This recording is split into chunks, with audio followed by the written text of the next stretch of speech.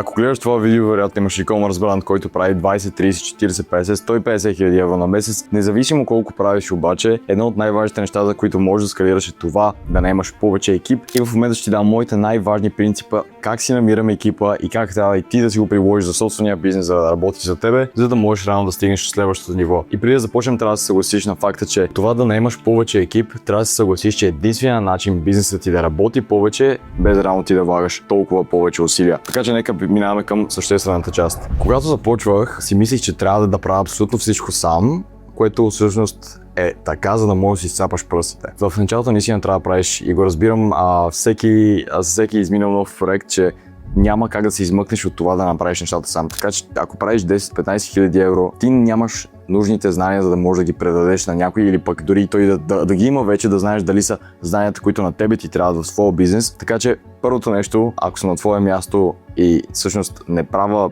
над 30-40 хиляди евро на месец, това ще е просто да седна и да изям целия YouTube от гледна точка на e-commerce, да се научи как се рекламира повече към студена аудитория и чак тогава вече ще се обърна към това да не имам екип. Но за бизнесите, които вече са над това ниво, едно от най-важните неща да разбереш, че примерно ти като собственик на бизнеса, да кажем, че влагаш по 10 часа на ден, 7 пъти в седмицата, да кажем това са 70 часа. Представи си още един човек, става 140 часа на седмица и е много хубава игра на часове и тези часове са ресурс, с който бизнесът ще разполага и с който ти си правиш главно сметката. Много хора са ме питали дори как си намираш екип, тъй като януари месец бяхме близо 15-16 души в агенцията, което вече не сме и тук сигурно с хората ще кажат, той фалира.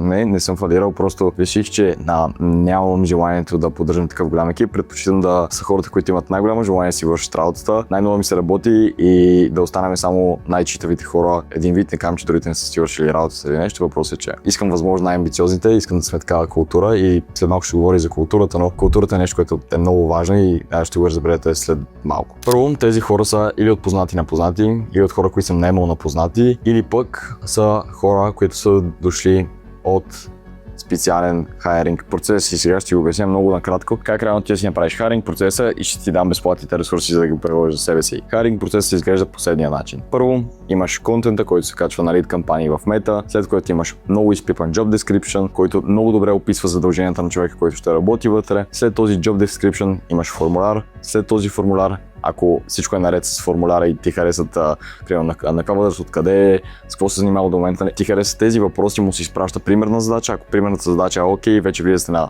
митинг номер 1. След митинг номер 1 влизате на митинг номер 2 и вече на митинг номер 2 е самата сделка, където вече му кажеш колко пари ще взима и така нататък. И това е един стандартен хайринг процес, който работи и ще работи, защото е фундаментален. Да, много е банален, но в крайна сметка трябва да държим нещата семпли. Job description е нещо много важно, защото това е първото впечатление на човека след естествено видеото, което ще направите, се да вкарате трафик във въпросния Job description. Като може да изтеглиш напълно безплатно Job description темплейта, който аз използвам, за да мога да приложа за собствения си бизнес, така че да пропуснеш някакви грешки и да си напишеш много лесно то не е трудова характеристика, а трудово описание за човека, който ще работи с тебе от първия линк в описанието. След като попълни формуляра, на който се влиза от Job description, следващото нещо, което трябва да се направи, е да му се даде примерна задача. Примерната задача, примерно ако е видео едитър, ще е да обработи примерно това видео. На база на това нещо вече влизаме в първия ни разговор. В първия разговор целта е не да знае колко пари трябва да взима, не да го тестваш дали е адекватен човек, трябва да му тестваш уменията. Трябва да видиш дали това са неговите умения,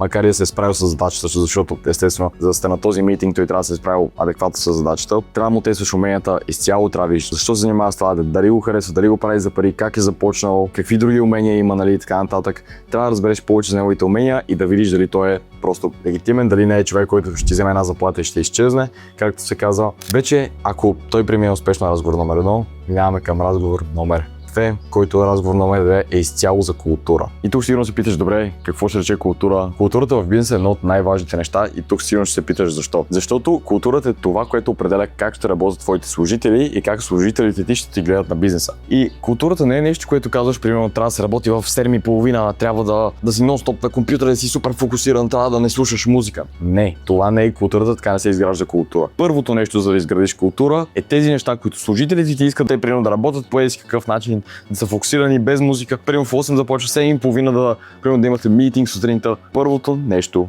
което трябва да направиш, е ти да следваш това, което се пробваш да проповядаш на другите. Трябва те да те следват като пример, а не да се пробваш да ги хокаш отгоре като някой шеф, който реално не прави нищо, защото абсолютно никой няма да те уважава по този начин и остави уважението на страна, никой няма да иска да работи с теб в един момент, защото ще видят, че всъщност ти си от хората, които просто не правят нищо. Така че ти трябва предварително си изградил собствената култура за себе си, преди изобщо да си търсиш екип, така че ако не си изградил културата на фирмата, просто излез това видео, изгради си и след това се върни и го догледай. Вече ако той, спрямо това, което ти казва, е culture fit, т.е. той е някой, който е окей да се присъедини в културата на твоята фирма, оттам нататък вече това, което следва е заплащане, работно време и подобни да изчистите. Преместихме се малко, тъй като камерата прегледа навънка, но плащането е едно от най-важните неща, как ще го структурирате, тъй като е много лесно по принцип да се хвали конкретно твърдо за плащане на някой и да му скаже, добре, че вържи така сума, някаква сума, която на него устройва и нали, може би даже за него ще е много в началото, но пък това не е начинът, по който той ще остане стимулиран. В случай, че самата работа просто позволява ти да му структурираш заплащане, което е освен твърдо